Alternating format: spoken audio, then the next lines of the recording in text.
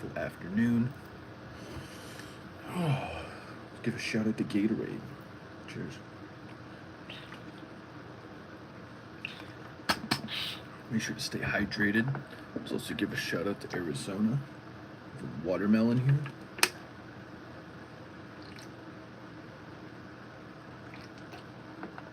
Oh.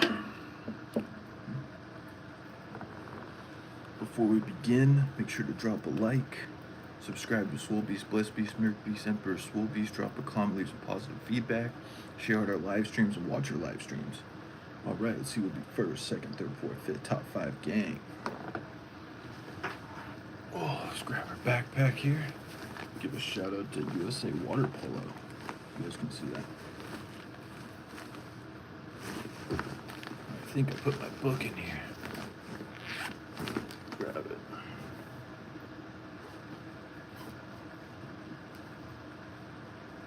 Perfect.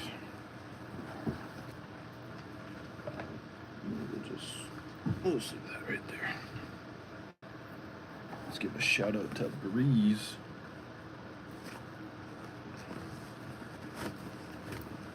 Grab the book.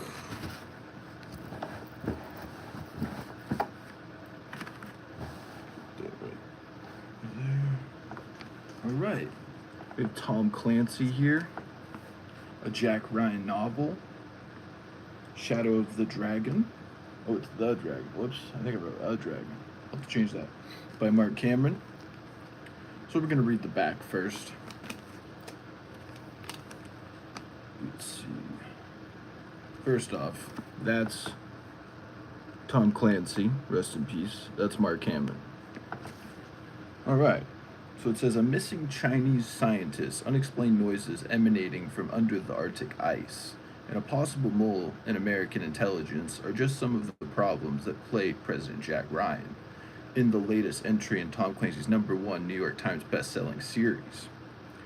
Aboard an icebreaker in the Arctic Ocean, a sonar operator hears an unusual noise coming from the ocean floor. She cannot isolate it and chalks the event up to an anomaly in a newly installed system. Are you a narrator? Yeah, what up, Pompano Fish? How we doing? Make sure to drop a like. I am. Meanwhile, operatives with the Chinese Ministry of State Security are dealing with their own mystery. The disappearance of brilliant but eccentric scientist Lu Wangshu. They are desperate to keep his crucial knowledge of aerospace and naval technology out of their rivals' hands. Finding Liu is too great an opportunity for any intelligence service to pass up, but there is one more problem. A high-level Chinese mole, codename Surveyor, has managed to infiltrate American intelligence. Are you ever going to do any non-reading lives, like back in the Swole Cave? I could, Skelly Smoke. I started smoking a little bit again, but not out of like bings. I switched to pipes. But that's probably what I'm gonna do after this. But yeah, I could if that's what you want. Make sure to drop a like if that's what you'd like to see. President Jack Ryan has only one choice: send John Clark and his campus team deep into China to find an old graduate student of the professor's who may hold the key to his whereabouts. It is a dangerous gamble, but with John Clark holding the cards, Jack Ryan is all in. Right now, I actually have some electric lemonade. It's really good. It's my favorite sativa right now. What have you been smoking on, Skelly Smoke? Got a real one in here. Make sure to subscribe to their channel, Skelly Smoke. So it says Random House, large print, December 2020. Wow, I didn't know that. This looks kind of old. Tom Clancy, Shadow of the Dragon. Also by Tom Clancy, available from Random House large print. We have Tom Clancy Firing Point by Mike Madden. Tom Clancy Code of Honor by Mike Cameron. Tom Clancy Oath of Office by Marc Cameron. Tom Clancy Line of Sight by Mike Madden. Tom Clancy Power and Empire by Marc Cameron. Tom Clancy Point of Contract by Mike Madden. Tom Clancy Duty and Honor by Grant Blackwood. That sounds fire. I got some Deep Breath Hybrid Flower from Loom. Nice. You are using your piece or your bubbler, or you switch back to Bings? I don't know, man. I think I abused it too much, and now when I smoke, it's just a pipe that really gets it done for me. Tom Clancy's Shadow of the Dragon by Mark Cameron. We have the large print edition. Let's see, it says men who are accustomed to eat at tiny tables and howling gales have curiously neat and finished table manners. Rudyard Kipling. I just have a bowl, my bubbler broke, lol. Right, the bowl's kind of the way to go. So, sorry your bubbler broke, that sucks. I still have a Bing, it's just in the closet, I don't use it. When two tigers fight, one is injured beyond repair, and the other one is dead. Chinese proverb. Principal characters, we have United States government. Jack Ryan plays the President of the United States. Arnold Arnie Von Damme plays President Ryan's Chief of Staff. Mary Pat Foley plays the Director of National Intelligence. Scott Adler is the Secretary of State. Robert Burgess is the Secretary of Defense. Admiral John Talbot is the Chief of Naval Operations. Gary Montgomery is a Special Agent, Secret Service Presidential Protection Detail. Jay Canfield is the Director of the Central Intelligence Agency. Robbie Forstall is the Commander of the United States Navy, Advisor to President Ryan. Oh, there's more. More principal characters. The USS Indiana SSN 789, Virginia class fast attack submarine. Cole Condiff plays the captain. Loudermilk plays the lieutenant officer of the deck. Marquette plays the petty officer sonar technician. Ramirez plays the new crew member. Roosevelt Rosie Jackson plays the captain of the USS. Macon Island is the nephew of former POTUS President of the United States Robert Jackson. Jay Raposa plays the captain of the United States CG. What does that stand for? I wonder. Icebreaker. Healy. At least some type of naval acronym. Elise. Monica Hendricks plays the Central Intelligence Agency Operations Officer in charge of Elise. Peter Lee plays the retired USN Admiral. David Wallace plays the Federal Bureau of Investigation's counterintelligence agent assigned to Elise.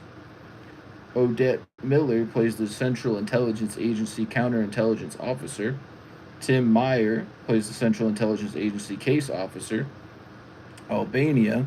Leigh Murphy plays the Lee Central Intelligence Agency case officer Tirana. Frederick Rask plays the Central Intelligence Agency Chief of Station, Tirana. Vlora Cafaro plays the Central Intelligence Agency Case Officer, Tirana. Joey Shoup plays the Central Intelligence Officer, Tirana. Urkesh Beg plays the Ugar refugee living in asylum in Albania. More principal characters, terms, Elise. Operation to find Chinese mole within United States intelligence. Look easy to draw. MPLX, what's going on? Yeah, I've been told that. I actually have some drawings from an old girlfriend. She drew me. Feel free to draw me if you'd like, as long as it's good. Hope you're having a good afternoon. Make sure to drop a like. PLAN is the People Liberation Army Navy. And the Bingtuan is the corporation short of Zhejiang Production and Construction Corporations. All right, here we go. Chapter 1. Dr. Patty Moon sat bolt upright in her plastic deck chair, startled at the sudden noise coming across her headset. The biting wind blowing off the Chukchi Sea did not realize it was spring and pinked her round cheeks and smallish nose.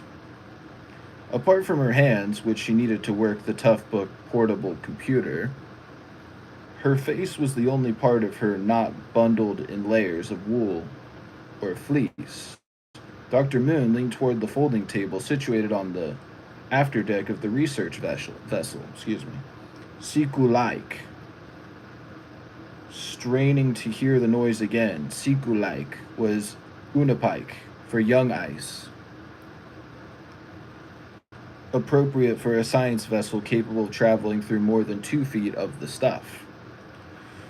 They were in open water now, taking advantage of the large lead, more than a mile wide, to set some research buoys before the wind blew the ice pack back in. Moon touched a finger to her headset as if that. Alright, let's give a shout out to Gatorade. Hope you're all having a wonderful afternoon. Make sure to drop a like. Give a shout out to Arizona. Of the watermelon here. Let me know your favorite flavor of Arizona. Oh wow, that's pretty good. All right, let's keep going. Page 2, Marc Cameron's the author, would help her make more sense of the sudden burst of sound. A former sonar technician on a Navy destroyer, she'd listened to a lot of noises from the deep, but nothing like this. She sat up again, away a chill, telling herself it was just the wind.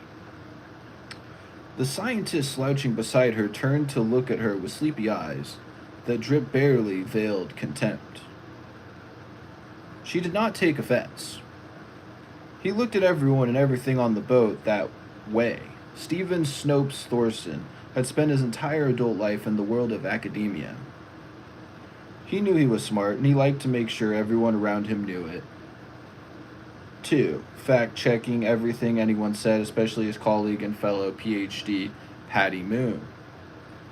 Her academic bona fides were stellar, but she had also had the experience of a life growing up in the Arctic, which apparently burned Dr. Thorson worse than the bitter wind.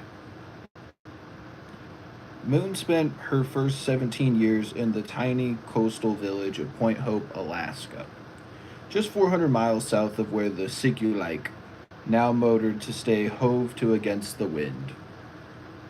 She had been in Anchorage, Alaska for a high school basketball tournament when the USS Momsen, an Airlie Burke-class destroyer, stopped for a port call. A female sailor had come ashore with the skipper, and that changed her life. No one pressured her to enlist. They did not have Shadow of the Dragon is the the book, Page 3. Excuse me, 2. She had grown up on the ocean, fishing and seal hunting with her father.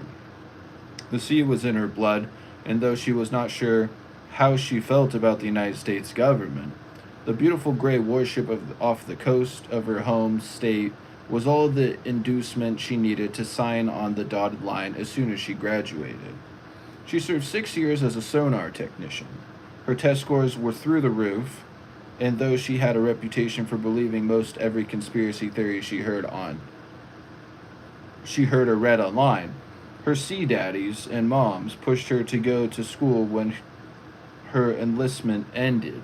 The GI Bill put her through undergraduate at the University of Alaska Fairbanks, after which she had gone to attain a first-class graduate degree and her doctorate in physics from Oxford. She was just as smart as Dr. Thorson, and frankly did not give two shits if he judged her for being human and touching her headset in hopes that it would make her head better. Hear better. Something was down there, a sound that did not belong. And then it was gone, yielding to the other squeals and grunts and songs of the ocean as quickly as it had arisen. A strand of black hair escaped her wool beanie and blew across Moon's wind-chapped cheek. The wind had shifted, coming from the northeast now, beyond the pack ice. She ignored the cold, focusing instead on the sound she had heard. Alright, let's get something to drink here. Shout out to Gatorade. Hope you're all having a wonderful afternoon. Make sure to drop a like. Give a shout out to Arizona.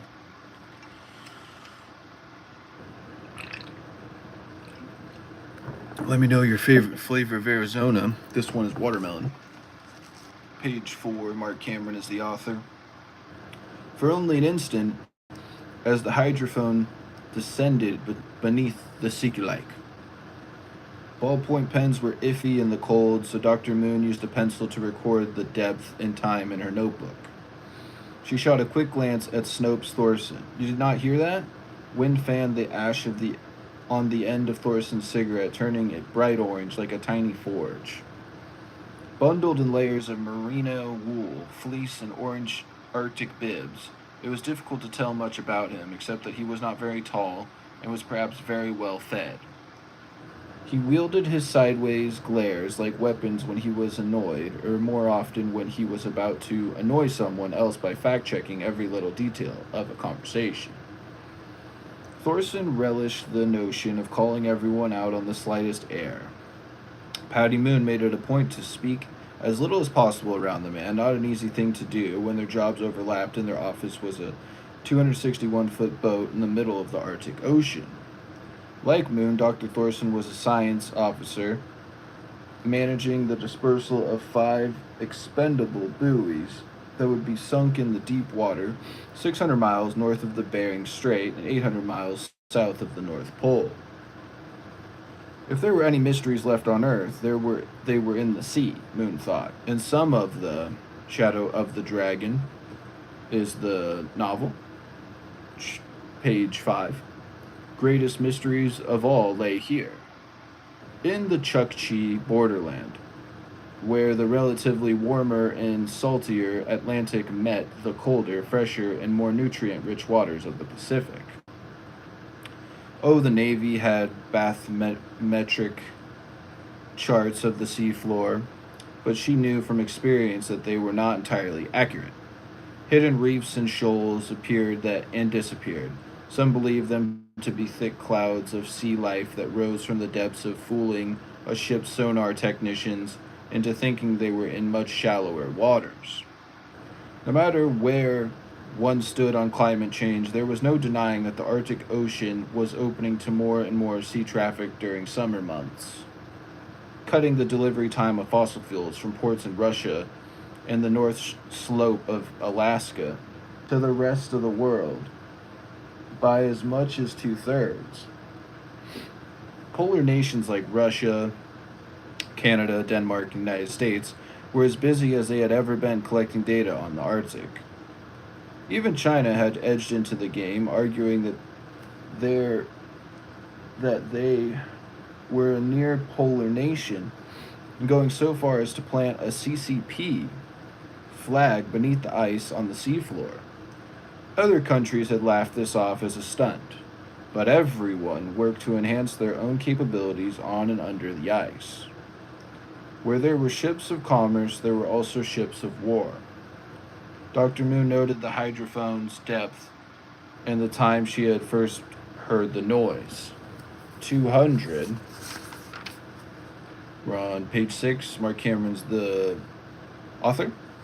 Let's get some Gatorade. Shout out to Gatorade.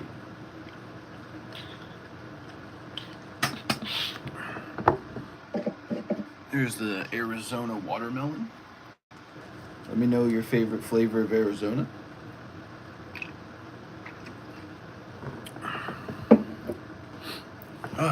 Excuse me, my nose is itchy. It's the worst. I think it's sunburn or something. Alright, focus. Here we go. In 15 feet, but descending rapidly as the buoy and her underwater microphone dropped toward the seafloors on the Kevlar cable, she adjusted the gain of the old-fashioned way by turning a knob, attempting to pick up the burst again. A passing whale, Thorson said, his cigarette bobbing between his lips. Sound can travel 4.3 times faster in water. Whatever you heard could be miles from here. Maybe, Moon conceded, ignoring the elementary physics lesson. She was professional enough not to rule out anything without a process. But even as she said the word, she knew that this was no whale. The noise had not faded, but winked out, as if a switch had been thrown, leaving the rest of the ocean chorus to continue in its absence. The sea was dark and cold, but it was not a quiet place. When she was only 5, Patty's father had let her come with him seal hunting beyond the jutting spit of land that gave Point Hope in Inupiaq, named the Tikigak, forefinger. Her father had showed her how to put the handle of the wooden paddle to her ear and listen to the undersea songs of Urukwak, the bearded seal, as they vibrated up from the blade he had left submerged in the water. The wooden paddle made for a rudimentary listening device, but she was able to hear the occasional song of a bowhead whale, bearded seals, and the Shadow of the Dragon is the book, page 7. Ever moving pack ice that shrieked and squealed like a badly fitting lid on a styrofoam cooler. Later, during her time in the Navy, after she had learned that fish grunted, croaked, farted, and ground their teeth. Pack ice, Thorson offered, sullen but wanting to guess correctly before she did. She shook her head. I'd still be hearing it if it was ice. No, it's gone dark, whatever it is. Moon listened to the relatively dull burble of water as the science buoy continued to plumber toward the seafloor. Taking the hydrophone with it, she stretched, glancing out at the sea, calm today for this part of the world. The Arctic churned and swirled, looking like blue Gatorade and crushed ice, the good stuff, the kind you get from a drive-in. Sikulike used her twin Wartzilla ice pod azimuth thrusters, each capable of rotating 360 degrees to stay in place relative to the sea floor. The big ice, the dangerous stuff that could gut even a tough polar ship like Sikulak, was still a half-mile away, glinting like silver on the northeast horizon. Moon turned down the speaker and adjusted the headset over her ears, studying sound graphs on the screen of a second laptop, which was also attached to her hydrophone. Her primary laptop received readings from the expendable research buoy that Snopes Thorson had lowered into the... Alright, let's get some Gatorade. Shout out to Gatorade. Hope you're all having a wonderful afternoon. Make sure to drop a like. Shout out to Arizona. Let me know your favorite flavor of Arizona.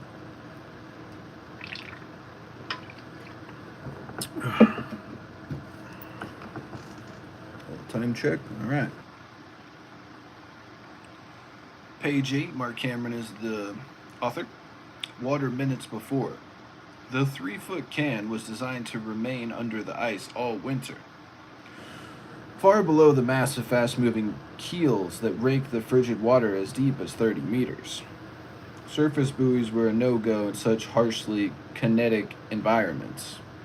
They would simply be ground to bits. UAVs, underwater autonomous vehicles, drones, were useful. But they were also expensive. Frigid waters sapped battery life that made them prone to loss. The Arctic and the mysteries that lay beneath her surface still baffled and ate technology. That is where the under-ice buoys came in. 3 feet tall and 8 inches in diameter, the metal kits, relatively cheap though expendable, seemed not quite the right word for something with a $3,000 price tag. Attached to a 1,400-pound anchor, the device would remain on the ocean floor for most of the year, recording measurements on currents, temperature, and salinity at depth. At a predetermined time, shortly before the surface ice was expected to melt, a mechanism would release the buoy from its anchoring tether, allowing it to float to the surface, collecting more data about flow and thickness and melt rates.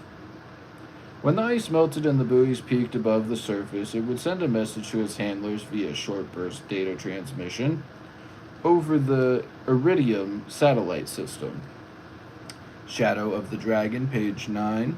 That's the book title. Yeah, I said that. Ice data was all well and good. Dr. Moon thought it was, after all, what paid the bills for now, but her real interest was in underwater sounds.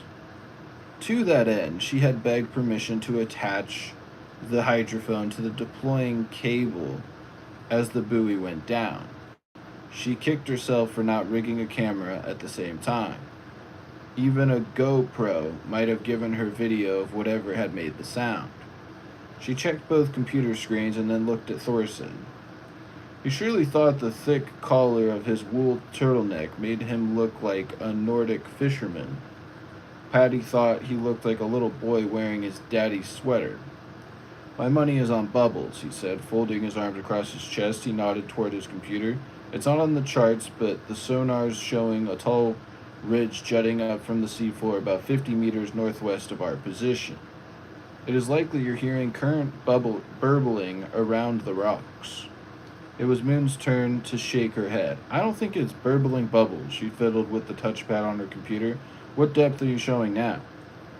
He checked his computer, then leaned sideways, squinting at her screen. Same as you. 365 feet. He gave Thorson her best employing look, going so far as to bat her eyes a little. Think we...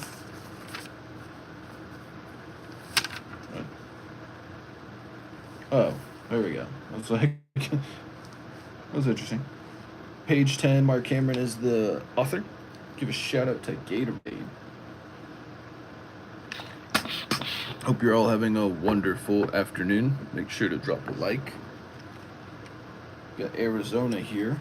Watermelon. Let me know your favorite flavor of Arizona.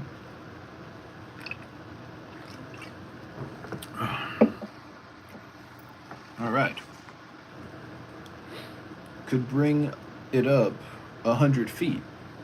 See if I could get that sound again. The numbers on her screen kept climbing as the buoy went deeper. Sorry, kiddo, Thorson grunted. Entanglement, danger. If we reverse the winch right now. Damn it, but he was right. Moon thought of begging him more, but Sikulek's first officer, a 30-something woman named Simmons, trotted down the steps from the wheelhouse and strode over to them.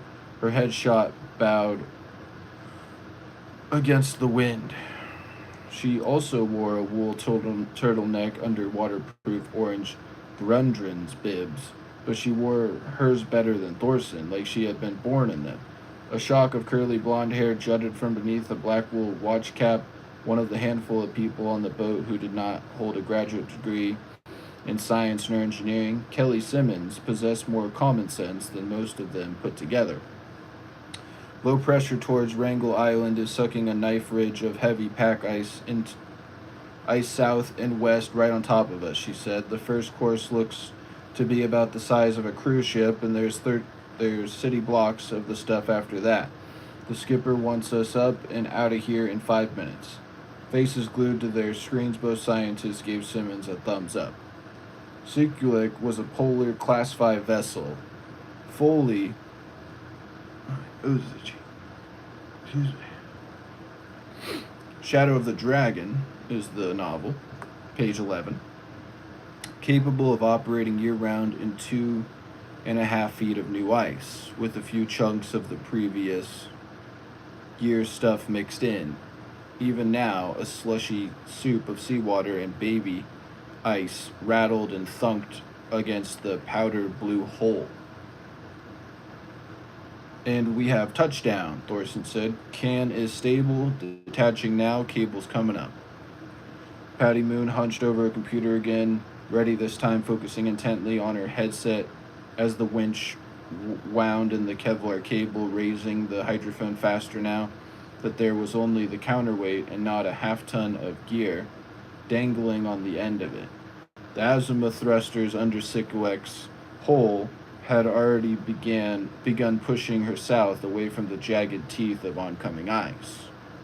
And there it was, at least part of it. The noise started again at 250 feet, continuing for almost 4 seconds before going quiet. Dr. Moon marked the position in her journal and looked afterward, past the red cranes and over the transom at the wake Sikulek left in the churning blue-green water. She shivered, and not from the bitter wind. This could not be what she had initially thought. That was impossible. Banging metal screams, human screams. Do a little time check. Alright, we're on chapter 2. Oh, excuse me. Something is in my nose. Alright, there you go. Give a shout out to Gatorade.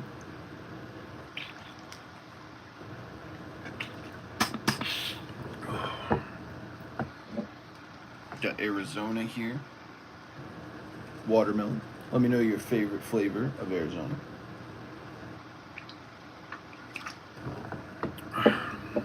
Alrighty. Here we go. Chapter 2. Today, the lesson was on field expedient weapons, a subject with which John Clark was intimately familiar. 2x4s, pointy mop handles, socks full of sand, a handy magazine rolled into a tight tube. If it came down to that, all of them could be useful in a pinch when an operative found him or herself without a gun or a suitable knife. Campus Director of Transportation Lizane Robertson was proving herself to be an able student as they walked through the teeming Ben Thong market. Clark registered the sweating European man with his peripheral vision, open cotton shirt, juking this way and that as he made his way through the crowd. This guy was up to something, leading Clark to believe that some kind of weapon might come in handy in the not too distant future. Clark estimated the European to be in his mid-30s, lean, fit, with the kind of ropey. Shadow of the Dragon is the book, page 13. Muscles that were difficult to keep hold of in a fight. A working man's muscles, like he had just come from hanging sheetrock or swinging a hammer at a construction site. Dark hair hung in sweaty curls over the collar of his shirt. Glancing furtively, obviously searching for someone, the man attempted to move quickly but was impeded by the mass of shoppers and sightseers who clogged the aisles between what at first glance appeared to be an endless line of t-shirt shops. Clark had spent the morning braving the crowds of Ho Chi Minh City, wading through rivers of scooter traffic and pointing out the various items an operative might find useful if he or she had to suddenly go on the defensive. Lizane was former law enforcement and no stranger to conflict, making her a quick learner. In point of fact, Clark was more interested in observing the way she handled herself on the street than he was in teaching any of the finer points of tradecraft. Operational teams like the campus and off-the-books intelligence agency set up by President Jack Ryan and Senator Gary Henley needed a periodic inoculation of fresh perspective and talent. The backbone of the team had been around since the beginning. They had lost a couple of dear friends along the way, and considering the type of work they did, they were bound to lose some. Page 14, Marc Cameron is the author. Shout out to Gatorade.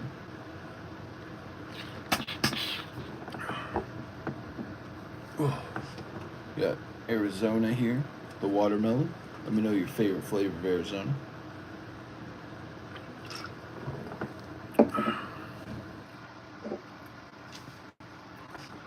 All right.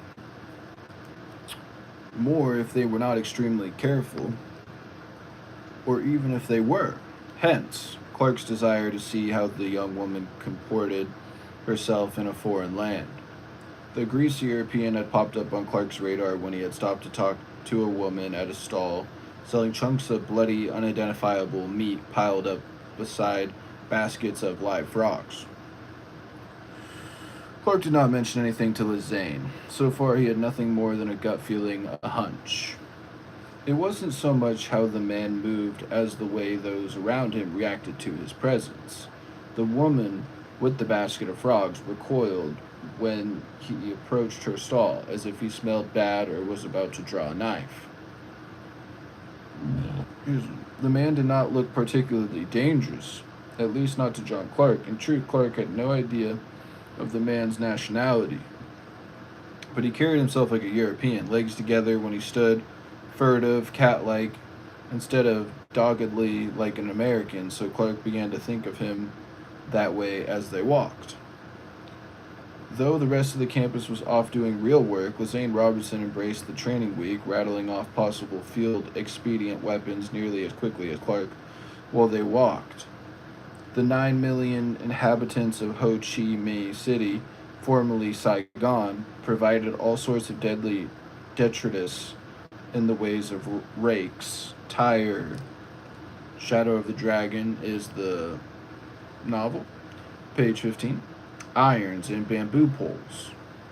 The wet market pungent and loud, made up a relatively small area off the diverse indoor Ben Thong market.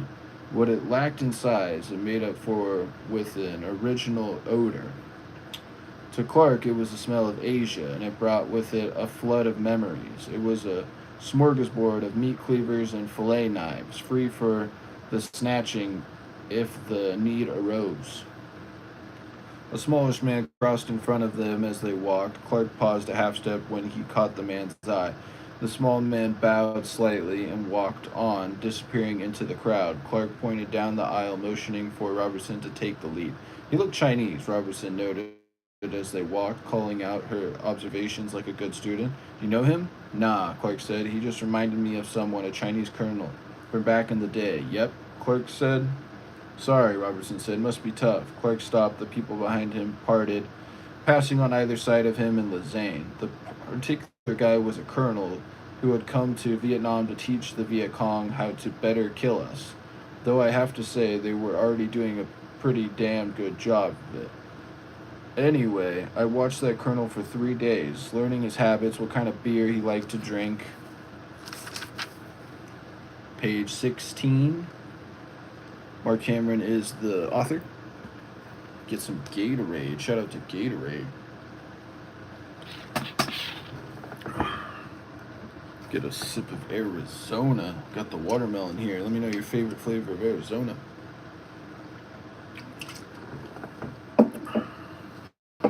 Whoa, that was close. It spilled. His preference in women. Got to know his face very well. You think that guy was him? Clark looked at her, shaking his head as if to clear it. What? Do you think that guy was the colonel you met years ago? Oh no, Clark said, picturing the reticle of his Bushnell scope settling over the colonel's ear. I'm not positive about how much in this old world, but I can assure you this, that was not him. Ah, Robertson said, gotcha. She was a former Marine and no shrinking violet when it came to human conflict. They kept walking, Robertson calling out weapons, and Clark kept an eye on the European. Clark liked his people to be aware of everything around them, keeping their quivers full, so they could draw on what they needed when they needed it. Even if an operative had a gun, circumstances could make producing it take too much time. Ingrained in the Clark's DNA. These were good points for even the most seasoned operative to review.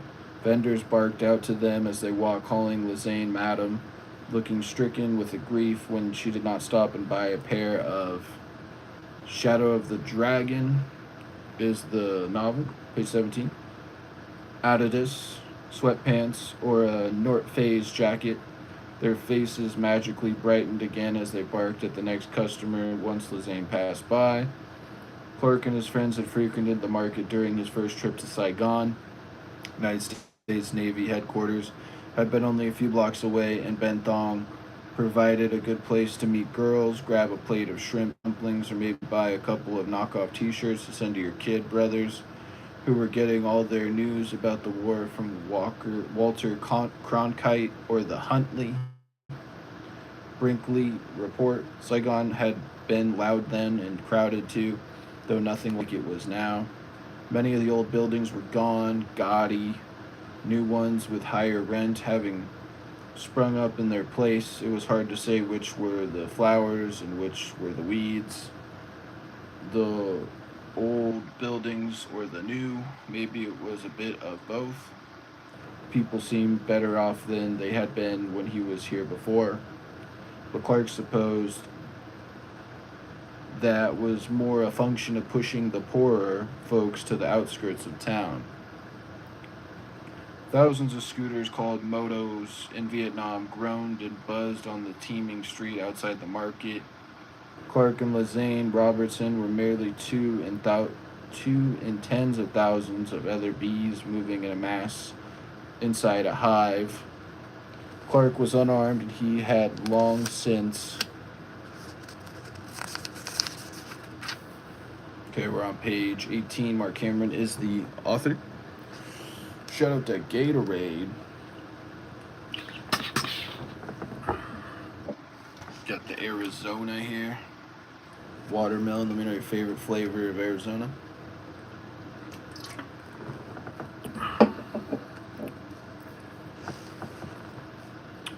moved his wallet into the front pocket of his loose chinos, not because Vietnamese people were inherently more likely to pick his pockets, but because they were people, and the odds around so many people, well, some of them were going to try and pick his pocket. And of all the species of animals on the planet, Clark mistrusted people the most. The sizzle and smell of bong zai and especially delicious shrimp crepe twined around Clark's memory and pulled him sideways toward the stall. The crowd moved on behind him as he stepped out of the flow. Clark spoke quickly to the stooped mama behind a wooden board she had set over two upturned crates. He paid for two cardboard baskets of yellow taco-like bangke, one for him and another for his trainee, and then waited while the mama dished up his order. Clark could not help but wonder what this woman cooking bangke had been up to when he was here the first time. Had she been cooking then too? Had they passed on the street in a club? Had she or one of her relatives shot at him, killed his friends? Had he killed any of hers? Clark thought, trying to stay alive when two unstoppable forces were bent on grinding everything between them into the greasy monsoon mud. Clark closed his eyes for a quick moment. Shadow of the Dragon is the novel, page 19. Just long enough to take in the riot of odors and sounds, fish, black vinegar, and scooter exhaust. When the wind shifted just right, he could smell the Saigon River mere blocks away. Clark passed one order of crispy shrimp crepes to Lizane, who had snagged them a couple of seats at one of the half-dozen low plastic tables beside the food stall. It wobbled badly and looked like something the kids would be relegated to at Thanksgiving. Clark did not care. They had been on their feet all morning, and it was good to sit down.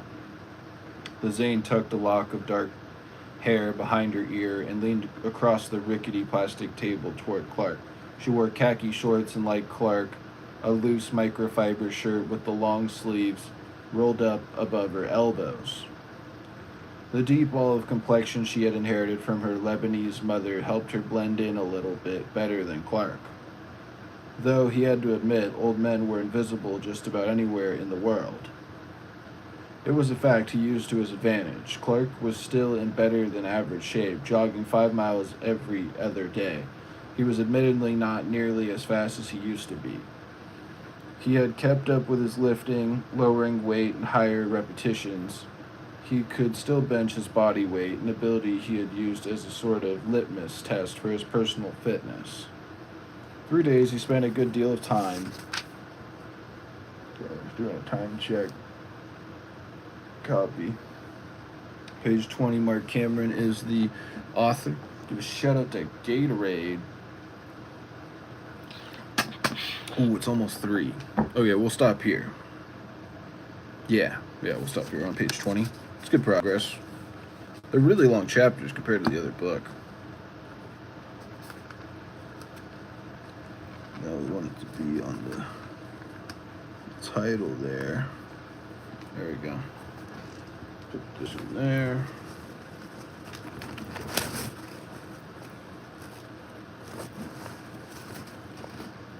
Give a shout out to Breeze.